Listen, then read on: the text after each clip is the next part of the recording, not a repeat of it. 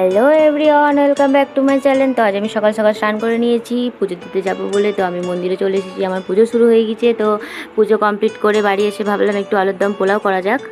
আমি আলু কেটে নিয়েছি, তারপর আলুটাকে লাল লাল করে তেলে ভেজে নিয়েছি। আলুটাকে তুলে রেখে ওই তেলেই গরম মশলা, তেজপাতা, তেলে একটু লঙ্কার গুঁড়ো আর হলুদ গুঁড়ো দিয়ে দিয়েছি। ফেটিয়ে রাখা দই, একটু আদা আর একটু জিরে গুঁড়ো দিয়ে দিয়েছি। তারপর দিয়ে দিয়েছি একটু বাদাম আর পোস্ত। ভালো করে মশলাটাকে কষিয়ে নিয়েছি। পরিমাণ মতো লবণও দিয়ে দিয়েছি। তারপর ভেজে রাখা আলুগুলো দিয়ে দিলাম।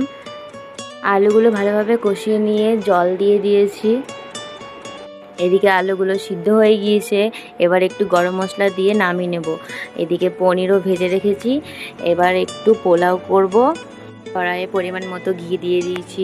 গরম মশলা, তেজপাতা দিয়ে মেখে রাখা চালটা দিয়ে একটু নাড়াচাড়া করে দিয়ে দিয়েছি জল দিয়ে ভালোভাবে নেড়ে নিয়েছি। তারপর দিয়েছি পরিমাণ মতো লবণ দিয়েও ভালোভাবে নেড়ে নিয়েছি। তারপর সিদ্ধ হয়ে গেলে চিনি দিয়ে দিয়েছি, ভেজে রাখা পনিরও দিয়ে দিয়েছি।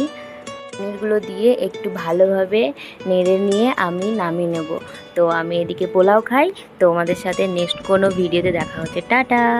দাঁড়া কোথায় যাচ্ছো?